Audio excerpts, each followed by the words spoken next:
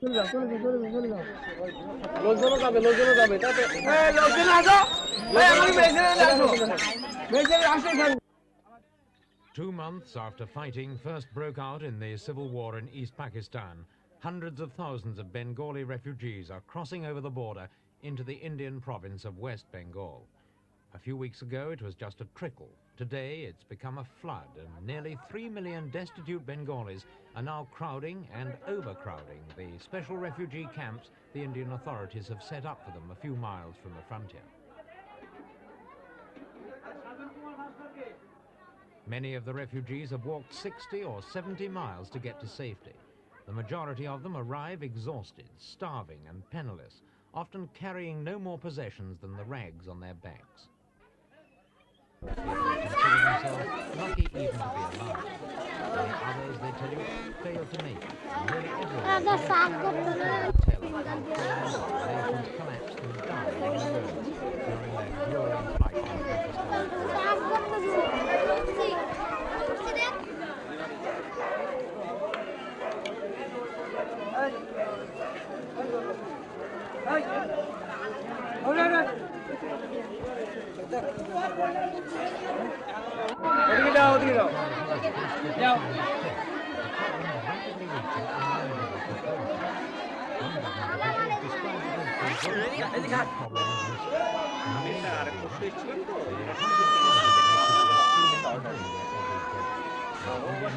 Estimates the final total could run to 6 or even 7 millions.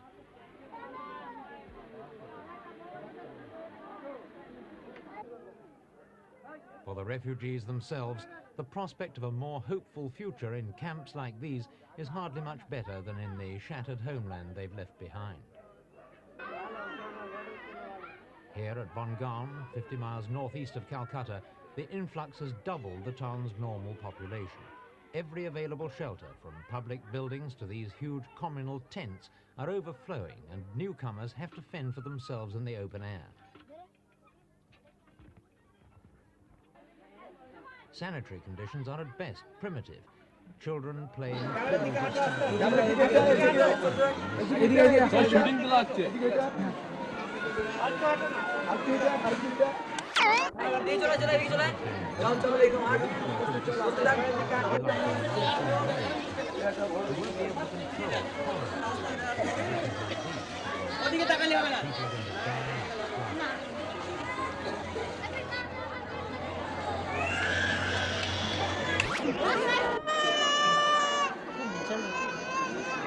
Feeding a multitude like this is obviously far beyond India's physical or financial resources.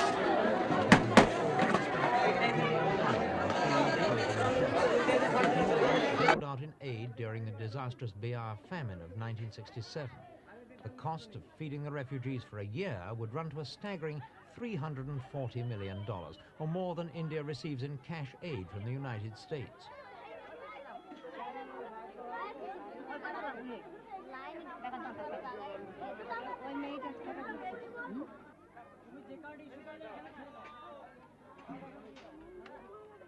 For the refugees in the camps, the whole day is spent waiting for food.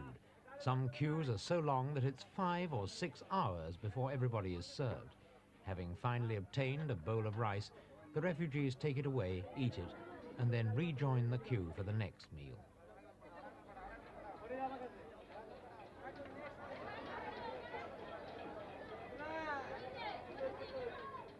The Indian government has asked the United Nations to assume responsibility for relief operations, and a UN committee has just completed a tour of the border camps.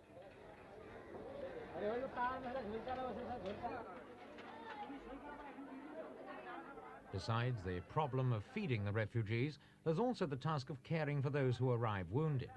The small hospital at Bongaon, like the town's refugee camps, is bursting at the seams, with nearly half of the patients lying on stretchers on the floor.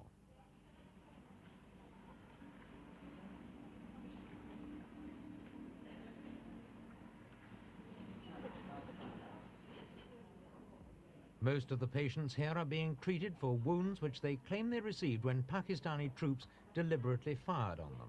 They say the army sought out Hindus and Bengali Muslims as their main victims, in reprisal for the massacres of non-Bengali Muslims by the Bengalis themselves during communal riots in East Pakistan last month.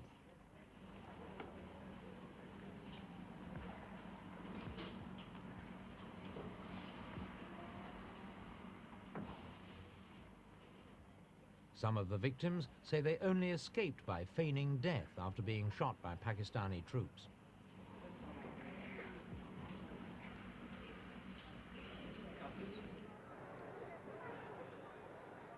For India's Prime Minister, Mrs. Gandhi, the refugee problem is a political nightmare, undreamt of at the time of her sweeping election victory only 3 months ago.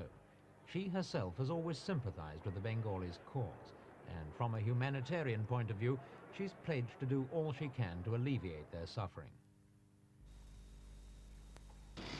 Do you see any chance that there will be a united Pakistan after all this is over? It's really difficult to say, but as you know, and as you must realize since you're here, that this whole situation has posed a very, very heavy burden on us. And no matter what happens there, I think we're in for very great difficulty. We already have over 1 million refugees who've crossed the border. And it's upset the economy of the area, the political life. I mean, it's just upset things completely.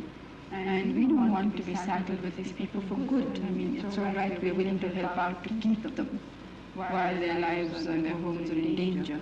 But we think they should go back after it's all over. Well, what would they go back to, though? What if Pakistan were still, if West Pakistan were still occupying or being difficult to East Pakistan? It has to be worked out somehow. Yes. Because we certainly can't afford to add to our population. Now, one small town, the population of which is 7,000, 4 days ago they had 60,000 refugees. So you can understand that all schools, hospitals, shops, everything was occupied. They just didn't know where they were. Do you think that these events make long-term peaceful arrangements between India and Pakistan more difficult than they were before Bangladesh happened? Well, this certainly is. The fighting there and the manner in which the government of Pakistan has handled this whole situation is certainly jeopardizing peace in this area. Mr. Chowanla. Peace in the area might also be jeopardized by these men, Bengali guerrillas who are now fighting a hit-and-run war against the Pakistani army in the country districts of East Bengal. What the Indian government really fears is that these fighters and other more militant extremists will spread their brand of revolutionary fervor among the refugees and so help to create a Palestinian situation with guerrilla organizations committed to the armed liberation of East Bengal, drawing their membership from the discontented homeless of the camps. With West Bengal already an unstable province even before the refugees arrived, it's a prospect Mrs. Gandhi is not likely to relish.